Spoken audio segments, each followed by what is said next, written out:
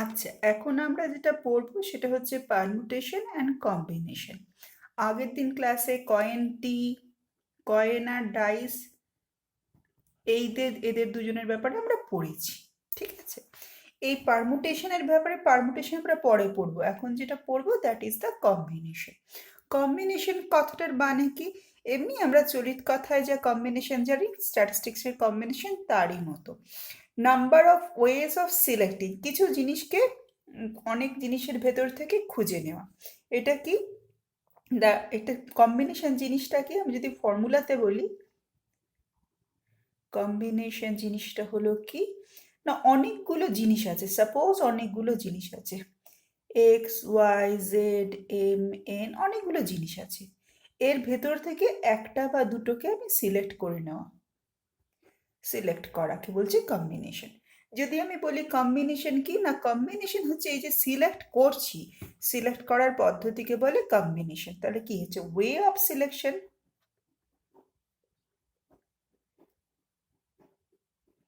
Way of selection from কি, কার থেকে? From the whole item. আচ্ছা, এই যে জিনিসটা way of selection, number of ways, অনেক রকম ভাবে আমি সিলেক্ট করতে পারি। কি করে? হোল থেকে, পুরো জিনিসটা থেকে। আচ্ছা, হোলটাকে এরা স্ট্যাটিস্টিক্সের ভাষায় টোটালটাকে ওরা এন দিয়ে লেখে। ঠিক আছে, আর যে জিনিসটাকে সিলেক্ট করছি, যে আইটেমটাকে সিলেক্ট করছি, তাকে আর বলে। তাহলে আমি যদি বলি কম্বিনেশন জিনিসটা কি না, number of ways of selection from something whole. Whole জিনিসটাকে ওরা এন দিয়ে লেখে, স্মল এন দিয়ে। আর আরটা হচ্ছে কতগুলোকে আমি সিলেক্ট করছি। ঠিক আছে, তো কম্বিনেশন পারমুটেশন কম্বিনেশন লেখার অনেক নিয়ম আছে, জটিল ফর্মুলা আছে। আমরা ওগুলোতে এখন যাব না, এখন শুধু আমি জেনে রাখি। তাহলে প্রবাবিলিটির মানে, পারমুটেশন কম্বিনেশন মানে এন হচ্ছে টোটাল জিনিস যা ছিল, আর হচ্ছে এন থেকে সিলেক্ট করা, এবং এখানে একটা এন মাইনাস আর, এগুলোর সঙ্গে ফ্যাক্টোরিয়াল বলে একটা কথার ঘনিষ্ঠ যোগ আছে।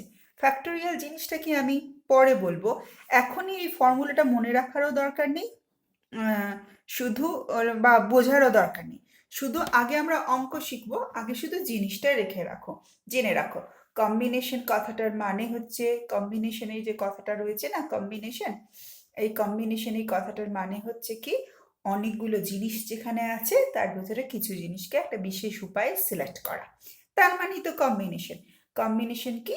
Number of ways from selecting something from the whole. পুরো জিনিসটাকে মানে, এইটা যদি হয়, এই পুরো জিনিসটাকে ও স্মল এন বলে। এই এন থেকে যে একটা দুটো তিনটে জিনিস সিলেক্ট করছি, সেটাকে আর বলে। এটা লেখার সরল উপায় কি? এই যে এখানে ফর্মুলাতে লিখেছি, P is equal to N by R. Factorial ম্যাক্টোরিয়াল আমি যাচ্ছি না, জাস্ট এন বাই আর, এবং আর এর সঙ্গে এন মাইনাস আর। এই ফর্মুলাটা খুব গুরুত্বপূর্ণ, কিন্তু আমাদের এক্ষুনি অত দরকার নেই। আমরা সরল উদাহরণের সাহায্যে ব্যাখ্যা করতে যাবো। ধরো তোমাদের ক্লাসে 10 গার্লস আছে, 10 গার্লস আছে। ঠিক আছে, আমি এটা আমার কাছে গুরুত্বপূর্ণ। 10টা গার্লসের ভেতরে আমি বললাম 3 গার্লসকে আমার দরকার।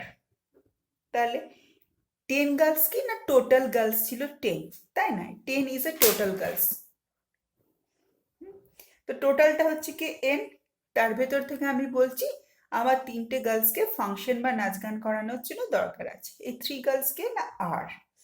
তো নর্মালি পারমুটেশন কম্বিনেশনের ফর্মুলায় বা কম্বিনেশনে আসতে গেলে এ 10 and 3টা খুব গুরুত্বপূর্ণ। এবারে আমি সোজাসুজি অঙ্কে চলে আসি, আগে আমরা অঙ্ক শিখে যাব, তারপর থিওরি বুঝবো। এটা লেখার নিয়ম হচ্ছে কি বলতো, টোটাল যা থাকবে টোটাল, এখানে একটা কম্বিনেশনকে সি দিয়ে লেখানো হয়, তাই আমি অ্যাস্টারিক দিয়ে লিখলাম। অ্যান্ড এটা হচ্ছে সিলেক্টেড পার্ট, কটা নিলাম, সিলেক্টেড পার্ট, রাদার টার্গেটও বলে। ওকে, তাহলে এই জিনিসটা আমাদের ক্ষেত্রে অত্যন্ত গুরুত্বপূর্ণ। আমি নেক্সট পেজে একটু ক্লিন করে লিখি, তাহলে তোমাদের বুঝতে সুবিধে হবে কিরকম বিষয়টা। না, একটু ক্লিন করে লিখি। আমার টোটাল গার্লস ছিল কটা না, টোটাল গার্লস ছিল 10। ঠিক আছে, total is a whole number. আমার টার্গেট কি ছিল? আমার টার্গেট ছিল ফাংশনের জন্য 10 গার্লসকে নেব, সরি 3 গার্লসকে নেব। তো কজন গার্লসের আসার সম্ভাবনা আছে? 10 জনেরই সমান সম্ভাবনা আছে। আচ্ছা, পসিবিলিটিস প্রবাবিলিটিস ফর্মুলা তো তোমরা জানো, sum of observation and divided by কি না পসিবিলিটিস বা আউটকাম। এর ফর্মুলার বাইরে তো কেউ যাবে না, যাই পড়ানো হোক না কেন, এর ফর্মুলার বাইরে তো কেউ যাবে না। তাহলে আমার এই কোন 3টে গার্লসের আসার সম্ভাবনা আছে, রাদার প্রত্যেক গার্লসদের ভেতরে এই 3 জনের ভেতরে সিলেক্টেড হওয়ার কত সম্ভাবনা আছে আমাকে বার করতে হবে। আমি কি করব? টি টোটাল ওপরে লিখব, কম্বিনেশন সি বড় হাতের, আর এটা হচ্ছে টার্গেট বা সিলেক্টেড। তো দিস ইজ দ্য ফর্মুলা। আমার টোটাল কটা গার্লস আছে? না, 10টা গার্লস আছে। সি হচ্ছে কম্বিনেশন, তার ভেতর থেকে আমি 3টে গার্লসকে সিলেক্ট করব।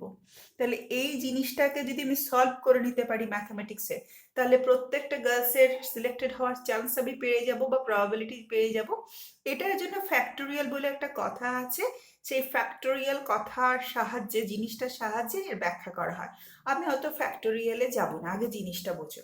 এইটা তাহলে এটা ইজ ইকাল টু কত, প্রবাবিলিটি কত হিসেব করার সোজা নিয়ম আছে। নিয়মটা কি? সি 10টা গার্লস ছিল, সি ফর কম্বিনেশন, 10 গার্লসের ভেতরে 3 জনকে আমি সিলেক্টেড করছি, নিচ্ছি। তাহলে এটার কম্বিনেশন কি হবে? 10 ইন্টু 10 ডিভাইডেড বাই 3। আচ্ছা, নিচে যা থাকে ফ্যাক্টোরিয়ালের এটাই নিয়ম, সেটাকে আমি যে কোনো জায়গায় থামতে পারি, কিন্তু আমি একে থামবো। তাহলে 3 ইন্টু 2 ইন্টু 1, এখানে যটা ইউনিট কমাবো ওখানেও তটা ইউনিট কমাতে হবে। এখানে কি হবে? 9 ইন্টু 8। তাহলে এটা যোগ বিয়োগ গুণ ভাগ হতে পারে না? 2 5 3 3, তাহলে কি হতে পারে? এই যে 5 ইন্টু 3 ইন্টু 8 করে যত হবে তত হচ্ছে আনসার, তাই না? ততই আনসার। তাহলে এই যে জিনিসটা, এই জিনিসটা হচ্ছে কি ফ্যাক্টোরিয়াল এন্ড কম্বিনেশন। আশা করি বোঝাতে পারলাম। আচ্ছা, যদি এমন হয় আমার ক্লাসে 15টা স্টুডেন্ট আছে, ঠিক আছে, এর ভেতরে 10টা বয়েজ অ্যান্ড 5টা গার্লস। তো আমাকে বলা হয়েছে যে তুমি 6 স্টুডেন্ট সিলেক্ট করো। তো এই 6 স্টুডেন্ট সিলেক্ট করতে বলা হয়েছে, ঠিক আছে। তো আমার প্রবাবিলিটি কত? এই 6 স্টুডেন্ট ভিতরে কটা বয়েজ হতে পারে, কটা গার্লস হতে পারে, তাই না? তাহলে আমি কি করব? আমি একটু ধীরে ধীরে ভাববো। আমার 1 নাম্বার কম্বিনেশন কত, টোটাল স্টুডেন্ট কত আছে না 15টা। তার ভিতরে আমার টার্গেট বা সিলেক্ট কত আছে, কটাকে সিলেক্ট করতে বলছে? 6টা। তাহলে আমার 1 নাম্বার ধাপ কি? প্রথম কম্বিনেশনটা হচ্ছে 15টা টোটাল স্টুডেন্ট, আমি গার্লস বয়েজ এখানে দেখছি না। দেন সি কম্বিনেশন, তার ভেতরে আমাকে 6টা সিলেক্ট করতে বলেছে, ঠিক আছে। তাহলে এইটা আমার একটা পার্ট সলভিং এর। আর সেকেন্ড পার্টটা বলছে এই 6টা স্টুডেন্টের ভেতরে কটা বয়েজ অ্যান্ড কটা গার্লস হবে। তাহলে এখানে আমি কি করব? এই প্রবাবিলিটি সলভের জন্য আমি একটু অঙ্কের হেল্প নেব। কিভাবে হেল্প নেব? দেখো, আমার পসিবিলিটিস কথাটার মানে কি না, সাম অফ অবজারভেশন আমি আর লিখছি না, অ্যান্ড পসিবিলিটি। দেখো, সেকেন্ড যে এইদিকে বের করে নিয়েছি, এইটা আমি পসিবিলিটিস বের করে নিয়েছি, কিন্তু গার্লস বা বয়েজের কম্বিনেশন আমি জানি না। 15 স্টুডেন্টের ভেতরে 6 আর সিলেক্টেড ফর সামথিং, ঠিক আছে। তো এই কম্বিনেশনটা হচ্ছে আমার পসিবিলিটিস, মানে আমি এই পার্টটা বের করে নিতে পেরেছি। এই পার্টটায় আমার কি আছে না 15 সি 6, এই পার্টটা আমি বের করে নিতে পেরেছি। কিন্তু কটা বয়েজ হবে কটা গার্লস হবে সেটা তো আমি জানি না। 6এর ভেতরে কটা বয়েজ হতে পারে, কটা গার্লস হতে পারে।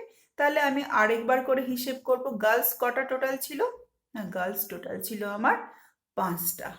আর বয়েজ কটা টোটাল ছিল না, বয়েজ টোটাল ছিল 10টা, ঠিক আছে। তাহলে ম্যাক্সিমাম কি হতে পারে? আমার টোটাল সিলেক্টেড 6 উপরে, 6 আমার উপরে গেল, 6টা টোটাল ছিল আমার। 6এর ভেতরে আমার কি হলো? যে আমার 5টা গার্লস নেওয়া হবে, তাহলে সি সি 6 5 এ একটা হতে পারে। দেখো কেমনভাবে স্ট্যাটিস্টিক্সে আমি আবার বলেছি, অর মানে হচ্ছে প্লাস, অ্যান্ড মানে হচ্ছে গুণিত, কাটাকুটি, মাল্টিপ্লিকেশন। আমাকে কি বলা হয়েছে, 6টা স্টুডেন্ট নিতে হবে, তার ভিতরে কটা বয়েজ অ্যান্ড কটা গার্লস হতে পারে। আর এটার ভিতরে আরেকটা কি হতে পারে না, আমার 10 বয়েজ আছে, total boys, C is a combination, তার ভেতরে আমার কি হতে পারে, বয়েজের ভেতরে আমার সিলেক্টেড কটা না 6টা, তাহলে আমার এই দুটো হতে পারে। তাহলে ওপরে কে কে যাবে, আমি পরের পাতায় আসি। তা আমার যদি আমি পসিবিলিটিজে পি হিসেব করি, আমার টোটাল ছিল 15টা স্টুডেন্ট, তার ভিতরে আমি 6টা সিলেক্ট করেছি। This is the possibilities, total possibilities. এবারে কম্বিনেশনটা আমার ওপরে যাবে।